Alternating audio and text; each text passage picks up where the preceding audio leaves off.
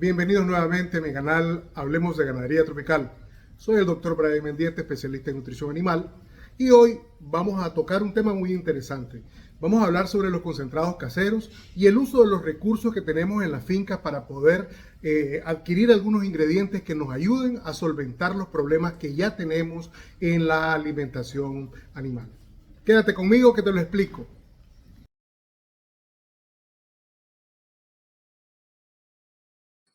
En condiciones de ganadería tropical de pequeña y mediana escala, donde usualmente nuestras vacas son alimentadas principalmente a base de pastoreo con un pool genético mixto, es decir, no son vacas puras. Podemos tener producciones de leche debido a la digestibilidad de los pastos, más bien a la poca digestibilidad de los pastos, que oscilan entre 5 y 7 litros de leche. Sin embargo, algunos productores han hecho los esfuerzos por mejorar las condiciones de manejo y mejorar las condiciones de genética de estos animales, y se ha logrado obtener producciones que van entre 12, 14 y 15 litros. Sin embargo, para llegar a ese plus de arriba de los 7 litros hasta los 14, han utilizado concentrados. ¿Cuál es el principal problema que nosotros estamos teniendo con el uso de concentrados? El precio. Indiscutiblemente el precio de los concentrados comerciales es bastante alto debido principalmente a que estos concentrados se basan en materias primas importadas. El ejemplo clásico de estas materias primas importadas es la harina de soya, la que hace que en algún momento el precio de estos concentrados se vuelva prohibitivo y por consiguiente la producción de leche deja de ser rentable. ¿Qué podemos hacer en finca? La verdad es que en fincas, y cuando tenemos un enfoque de sostenibilidad, cuando tenemos un enfoque de utilizar los recursos disponibles en la finca y de utilizar en menor proporción los insumos externos, nosotros siempre contamos con la posibilidad de tener algunos bancos forrajeros de algunas especies con alto contenido de proteína que pueden ayudarnos a solventar la situación que estamos mencionando. ¿Qué plantas? Hay muchas.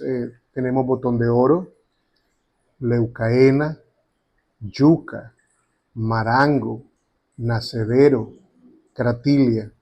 Todas ellas árboles y arbustos forrajeros con follaje, es decir, con hojas que tienen una gran cantidad de proteína y que si nosotros la procesamos adecuadamente vamos a poder sustituir parcialmente en los concentrados la harina de soya, que es la que usualmente se utiliza para aportar el principal componente de proteína en los mismos.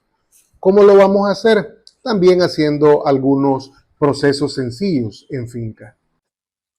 En este caso particular, nosotros vamos a hablar de cómo hacer concentrado a base de harina de hoja de moringa o marango.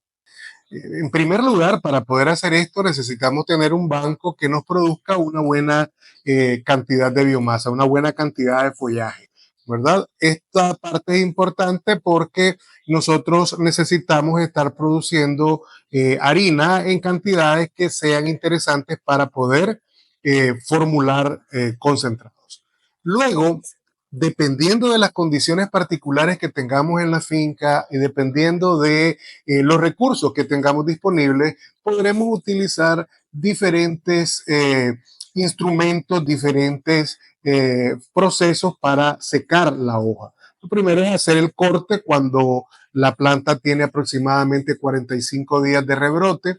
Una vez que se hace eso, se corta aproximadamente a unos 30 centímetros del piso, porque de esa forma nosotros vamos a tener hojas, tallos y pecíolos que son lo suficientemente delgados como para poder ser procesados y utilizados de buena manera en el concentrado. Una vez que nosotros hacemos ese corte, no vamos a picar, solo cortamos el follaje y lo vamos a disponer en los dispositivos que tengamos a mano.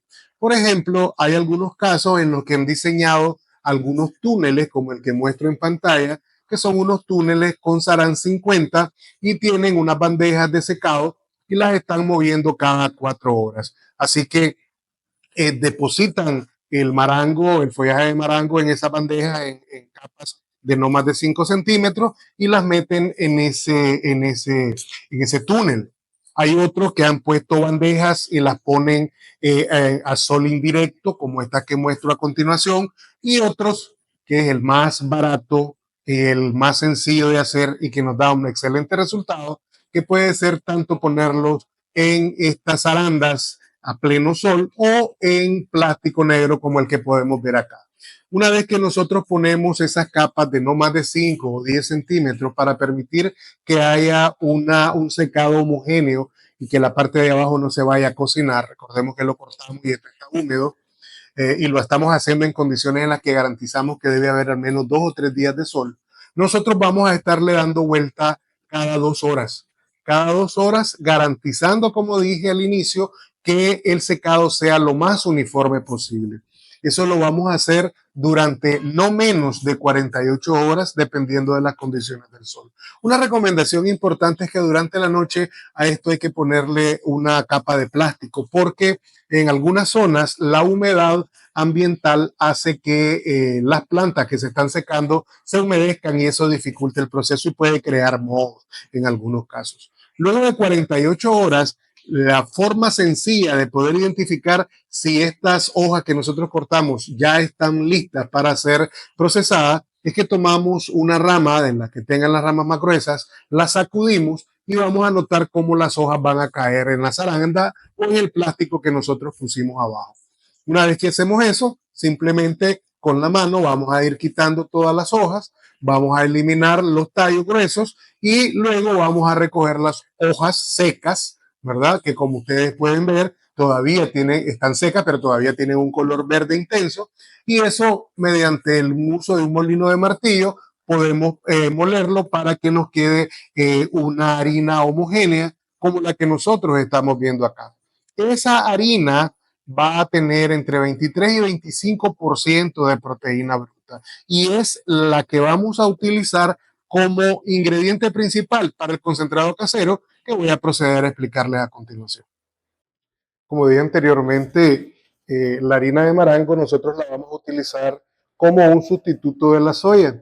Diversas formas podemos utilizar para combinar y también diversas fuentes podemos utilizar. En este caso, en pantalla yo les estoy mostrando un concentrado en el que vemos el concentrado comercial utilizando harina de soya y vemos el otro que es un concentrado en el que no existe la soya pero sí está la harina de marango.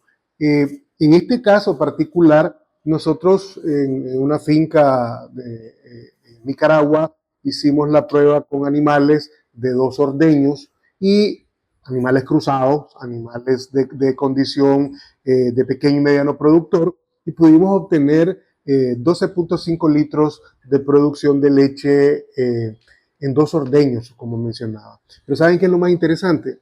Lo más interesante es que el concentrado comercial producía exactamente lo mismo.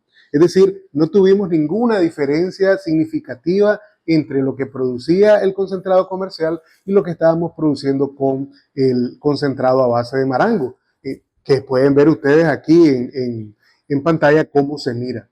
Pero más interesante aún es que producen lo mismo, pero vale 33% menos. ¿Qué quiere decir eso?